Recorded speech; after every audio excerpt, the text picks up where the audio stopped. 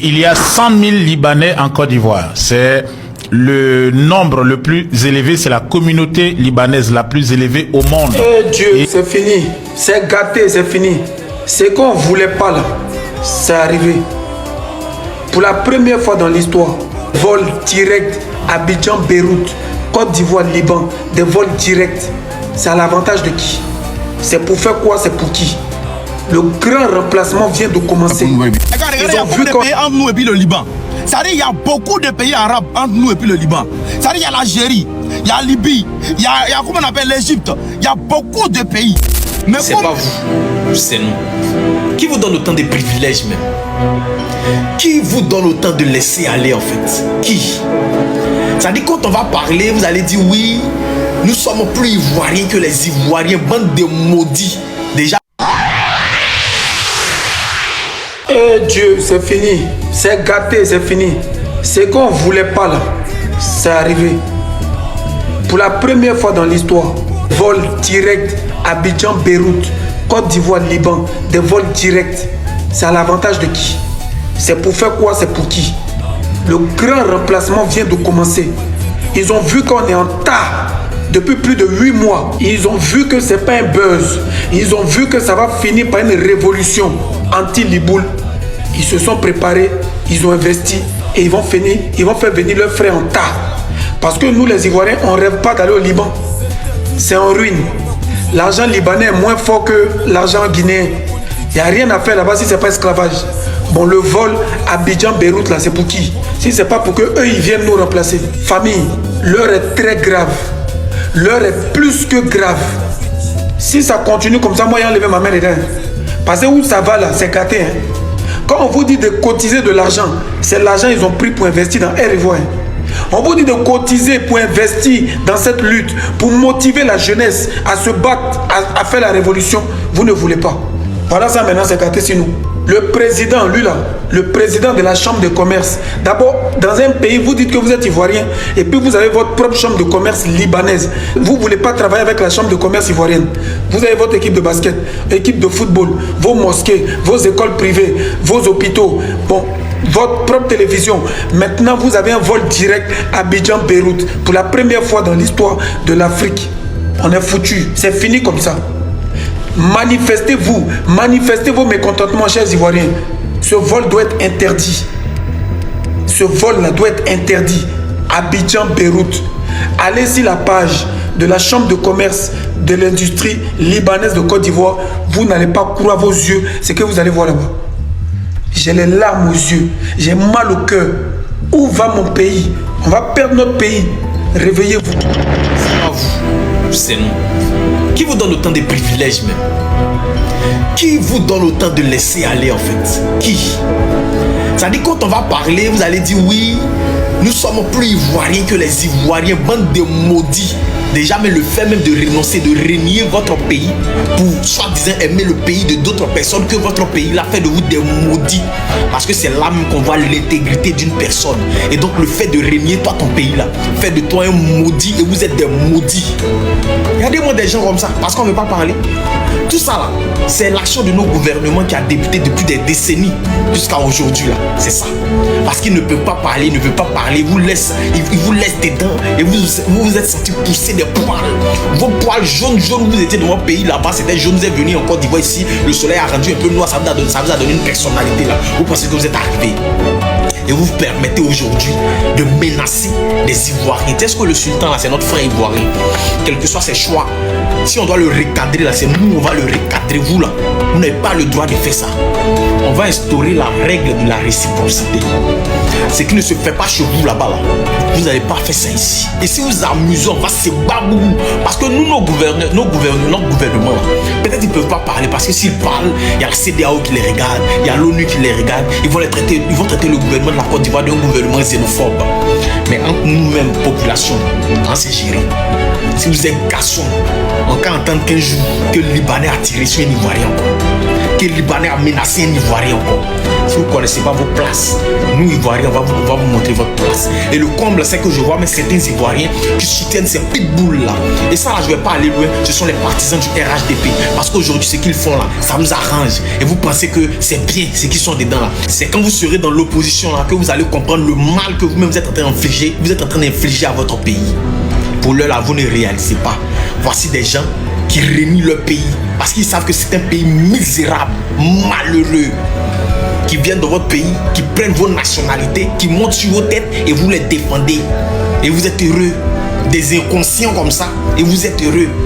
Voici des gens qui prennent votre nationalité juste par intérêt. Vous pensez écrit partout, ouais, on est Ivoirien, on aime la Côte d'Ivoire, que les Ivoiriens. Vous pensez c'est quoi? Vous pensez c'est quoi?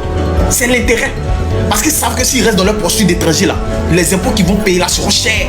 Ils peuvent prendre notre nationalité pour se couvrir. C'est des maudits. Moi, il ne peut jamais, au grand jamais abandonner moi mon pays, et pour dire que moi j'aime le pays de l'autre que moi mon pays. Pourquoi quand il s'agit de faire du mal à nos propres frères, de s'acharner sur notre propre frère, on est premier? Regardez le cas de Mabio. Ce Liboul là, il a fait pire, il a roulé moto sans casque ni permis. On ne l'a pas convoqué devant le parquet. Mais quand c'est pour Mabio, on la convoque. Changeons de mentalité. Nos vrais ennemis, ce sont les envahisseurs. C'est pas entre nous-mêmes. Si le Mali a pu chasser la France, c'est pas nous, on ne peut pas chasser les Libouls. Ils nous ont assez fait du mal. Ils continuent de nous faire du mal. Ils nous narguent, ils nous manquent de respect. Ils nous maltraitent. Ils exploitent les Ivoiriens dans les usines. Ils nous manquent de respect. Ils nous insultent. Quand c'est pour mettre les Ivoiriens en prison à cause de liberté d'expression, ou bien l'autre il insulte, dites au procureur que le Liboul qui a déjà la petite Mariam Sidibé à San Pedro, là, il est toujours en liberté. Le Liboul qui nous a menacé, qui nous a dit, même quand vous mangez croissant, ayez peur, il est toujours en liberté. Beaucoup de Libouls qui ont trafiqué des papiers. Attends, c'est quoi tout ça là même? Entre quelqu'un qui roule sans permis et puis quelqu'un qui a trafiqué permis du pays, qui a trafiqué papier du pays et qui manque de respect aux habitants, c'est qui on doit arrêter? Famille, réveillez-vous, hein. Réveillez-vous, hein. Ne sois pas le sorcier de ta famille. Ne sois pas le sorcier de l'Afrique. Ne sois pas le sorcier de ton pays. Si tu ne peux pas aider, il ne faut pas décourager d'autres personnes à aider. S'engager, c'est d'investir. Même si tu as donné 1 franc, 1 euro dans la cagnotte qui est dans ma biographie, c'est que tu t'es engagé. C'est que tu as fait ce que tu pouvais. C'est une preuve. L'argent là, c'est le nerf de la guerre. L'argent là, ça motive. Alors quand vous dites ça comment? Si on a donné tout de suite 200 000, 300 000 à tous les jeunes qui galèrent là, pour dire venez, on va libérer notre pays là, vous pensez qu'ils ne vont pas venir? Mais pourquoi vous êtes méchants comme ça? On ne va pas toujours rester là à prier pour dire Dieu n'a qu'à nous aider. Mais tu as déjà la santé. Mais il faut te battre et puis Dieu va t'accompagner. Dieu ne peut pas quitter au ciel pour venir se battre pour nous. Libérer notre pays. Vous les Libouls, les Ivoiriens, les Africains, mettons-nous main dans la main pour imposer le respect. L'Afrique n'a pas besoin d'aide. L'Afrique a besoin de sa liberté et du respect. Point barre. Main dans la main. Unissons-nous. Allons affronter notre destin. Ce que nos parents n'ont pas fait, il faut que nous on le fasse. Les conseils que nos parents nous ont pas donnés, il faut qu'on donne ça à nos enfants. Il faut qu'on explique à nos enfants que le peuple arabe est le peuple qui nous a le plus maltraité sur cette terre. On ne doit plus se laisser faire.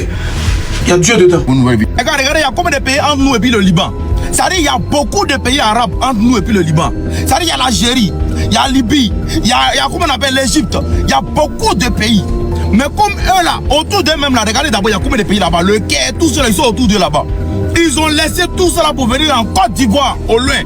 Parce qu'ils savent qu'ils ont entendu, il y a un pays là-bas qui s'appelle Terre d'Hospitalier. Donc là, il faut qu'ils partent là-bas pour aller là-bas. Là-bas, ils sont trop gentils.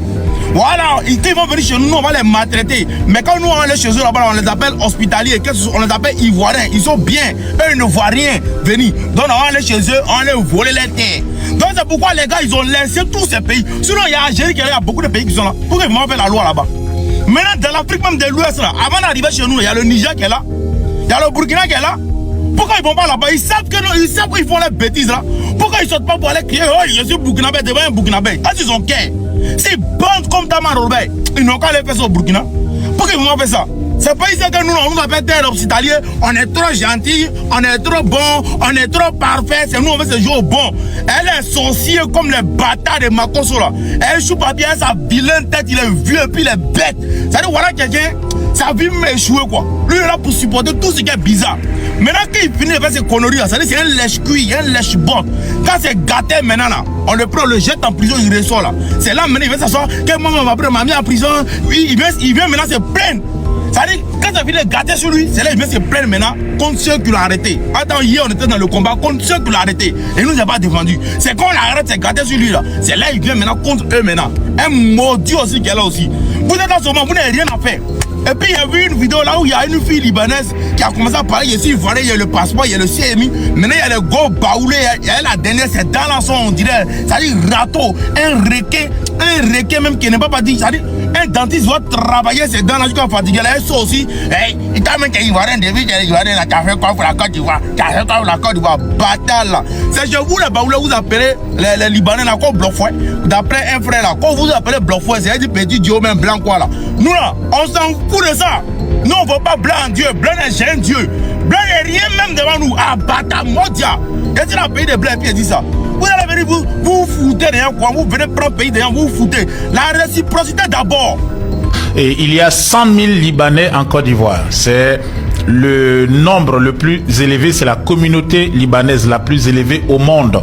Et après le Liban, la Côte d'Ivoire est le pays où réside le plus de Libanais dans le monde. Le deuxième pays, c'est la France. Le troisième, c'est le Canada, où il y a une forte communauté libanaise.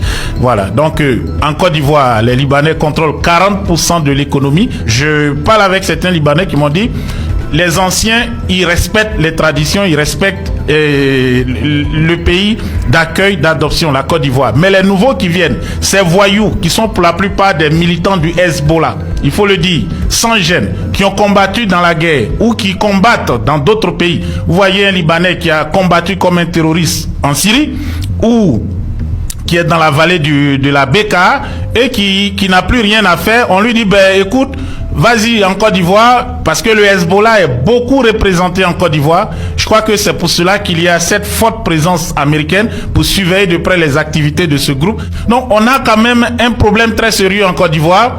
Je crois que l'expansion était là, mais les activités criminelles, parce qu'avant c'était, bon, ils emploient les gens, ils ne payaient pas, mais les activités criminelles ont commencé sous le président Laurent Gbagbo. Qu'est-ce qui se passe? Lorsque la Côte d'Ivoire entre en guerre, il y a beaucoup de Libanais qui se proposent pour aider à l'effort de guerre. Et certains vont, par exemple, demander en échange des faveurs. Abbas Badreddine, son père avait créé une société en Côte d'Ivoire. Et le père va demander la nationalité ivoirienne, qu'il n'avait pas depuis les années 80 où il résidait en Côte d'Ivoire. On va lui octroyer cela par décret. Donc, ils vont rentrer dans des crimes. Ils sont dans le narcotrafic avec les criminels qui sont à la tête de ce pays, avec le RDR. Ils ont tous les grands contrats. Ils sont dans le pétrole, dans les grandes surfaces. Ils ont ouvert des centres commerciaux, des supermarchés un peu partout. Souvent, c'est pour blanchir l'argent. Il y a des shawarma partout à Abidjan. Il y a des restaurants. Il y a des commerçants, des quincailleries qui vendent des matières qui servent à la construction. Ils ont des immeubles qui construisent et personne ne dort là-bas. Mais ils vont déposer de l'argent chaque mois à la banque pour justifier des loyers. C'est-à-dire, c'est des loyers, mais c'est en fait l'argent de ces trafics. Donc, ils ont pris l'économie du pays à partir du crime organisé. Mais qui les laisse faire? Mais c'est ceux qui sont au pouvoir actuellement. Est-ce qu'on va dire, oui, si demain on arrive, on va couper tout aux Libanais? C'est difficile, parce que c'est eux qui tiennent l'économie. Si vous vous attaquez à ceux qui ont l'argent, mais l'économie s'effondre. C'est la France qui avait le mandat du Liban. Et comme il y avait la famine au Liban, après la Première Guerre mondiale, ils ont décidé donc de distribuer une partie des Libanais dans les différentes colonies françaises. Et maintenant, ils ont fait appel à leurs frères, ainsi de suite, jusqu'à ce qu'aujourd'hui, ils contrôlent 40% de l'économie de Côte d'Ivoire. Le souk aussi, où tout le monde va là, c'est pour les Libanais, les frères Zedine. Etc. Oui. Voilà. C'est eux qui ont créé ce aussi. Voilà. Et les Hayat et autres là, c'est les Libanais. Ouais. Vous voyez. Les zones industrielles voilà. d'Abidjan, les deux zones sont contrôlées par les Libanais. Et puis pendant la crise là, depuis ils ont même commencé depuis sous la transition, lorsque il y a eu la transition et que, bon, beaucoup de grandes compagnies au plateau, les anciens services tenus par les Français ont commencé à partir, ils ont acheté tous ces immeubles-là, qu'ils ont retapés, et aujourd'hui, ils louent tous ces immeubles-là. Vous voyez? Donc, ils ont pratiquement tout acheté. Et pendant la crise, ils se sont beaucoup enrichis. Exact. Quand les rebelles venaient avec les diamants, le poisson maquereau, qui est mou là, Oui. comprend pour faire APR. Voilà. Voilà. Donc ce poisson-là, comme il est mou, ils fendent le poisson en entier et ils prennent les pierres de diamant là, ils mettent à l'intérieur. Ils mettent à l'intérieur du poisson et ils referment le poisson. Et quand ils font comme ça pour plusieurs, ils mettent ça dans un congélateur et ça se forme. Oui, les Une fois que c'est bien frigorifiques. Voilà, une fois que c'est bien. Exactement, une fois que c'est bien formé, ils mettent ça dans les conteneurs et puis on va te dire, bon, on envoie ça à Dubaï, le conteneur. Donc quand le conteneur arrive à Dubaï, bon, c'est un conteneur de poisson qui est arrivé. Donc quelqu'un achète ça, mais en réalité, il n'a pas besoin du poisson. Il va ouvrir et il prend ses diamants. Ouais. Et c'est comme ça qu'ils ont réussi à faire sortir tout le diamant qui était sous embargo. Et même l'argent. C'est ça qu'il m'a expliqué. Voilà, les euros aussi, avec le plastique qu'on met autour, on peut mettre aussi dans les poulets, dans les poissons, surtout les produits comme le bois, les produits qu'on exporte. C'est comme ça. Et c'est comme ça qu'on a fait sortir le diamant en Côte d'Ivoire. Vous voyez? Donc ils se sont beaucoup enrichis pendant cette crise-là. Et aujourd'hui, c'est tout ça qu'ils investissent